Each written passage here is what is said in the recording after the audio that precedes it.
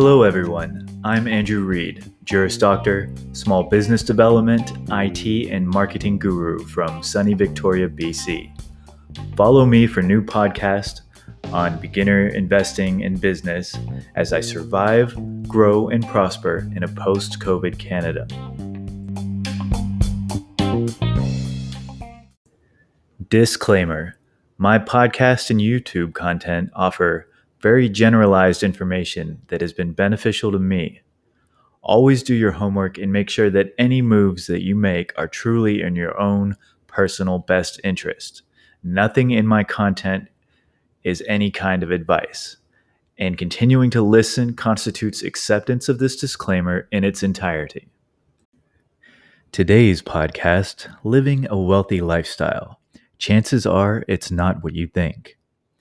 Here are 5 fun tips and strategies that you can use to help evaluate if you are truly maximizing your wealth generating capabilities.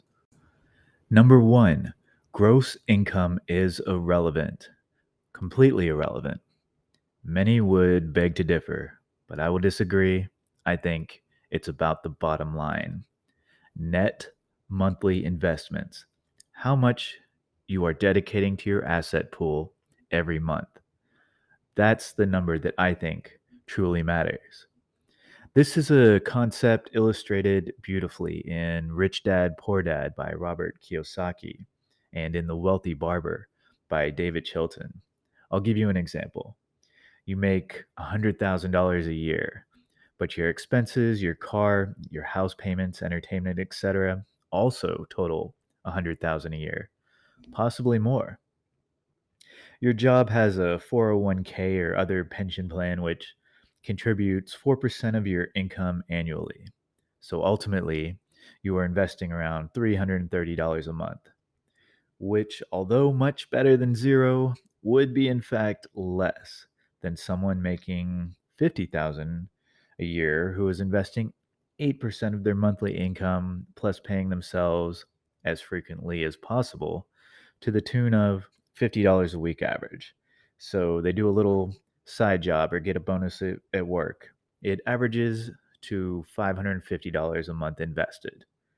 In this comparison, the person with half the income will achieve financial freedom nearly twice as fast as the person making twice as much.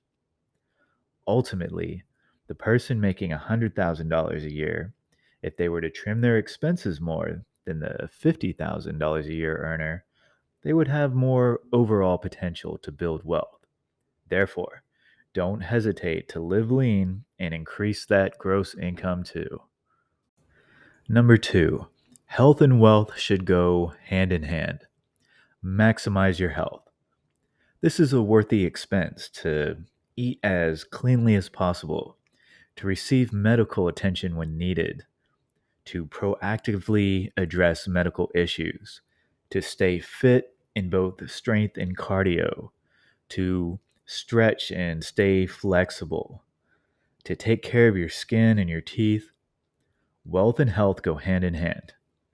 It is my understanding that most wealthy people engage in an active regimen of taking care of their health. Health and wealth can positively correlate. As each increases, so can the other. Find the balance that works best for you. Number 3, learning. A typical wealthy person will constantly study and learn in their field, in their hobbies, in general.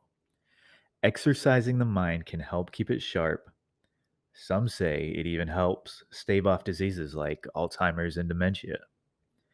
There are many ways to achieve this learning process. YouTube is a great source of knowledge. However, one must always verify their research and try to learn only from trusted sources.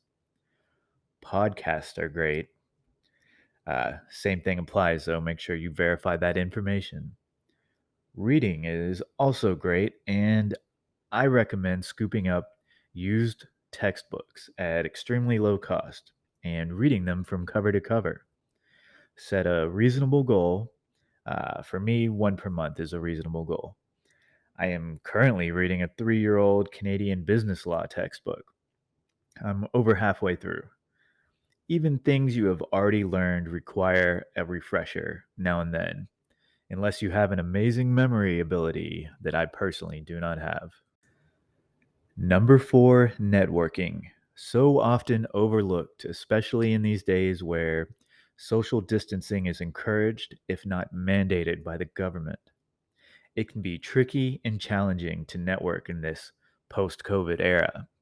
And by post COVID, I mean when COVID descended upon us and changed things forever. But networking can still be done, and here are a few tips.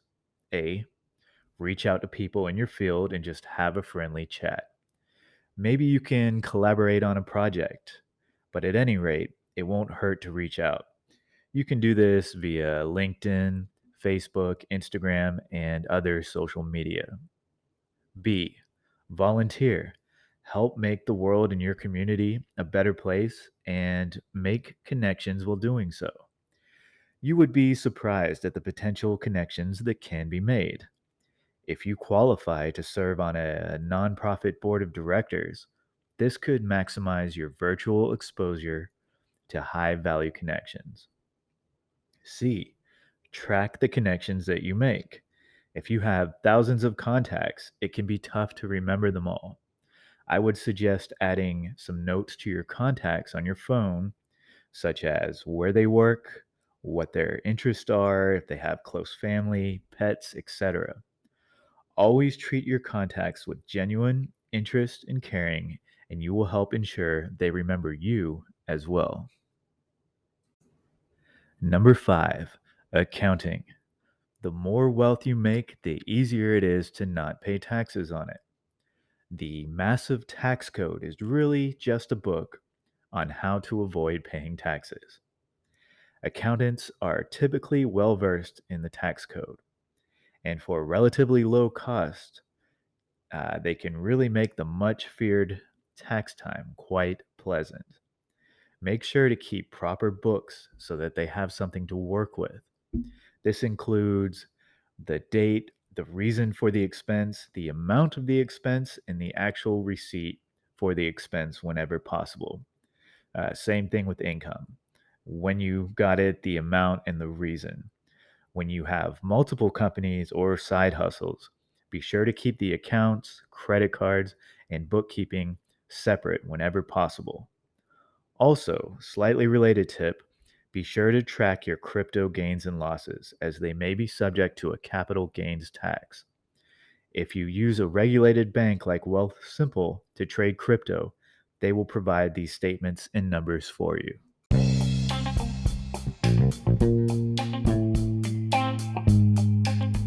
So concludes today's podcast, Living a Wealthy Lifestyle. Chances are it's not what you think. I hope you gained some value from it, and please follow me on Instagram for up-to-date info on Canadian stocks, crypto, and other time-sensitive info at Canada Stock Market. At Canada Stock Market. Add the Canadian Financial Survival Channel to your list of weapons. Subscribe, like, win.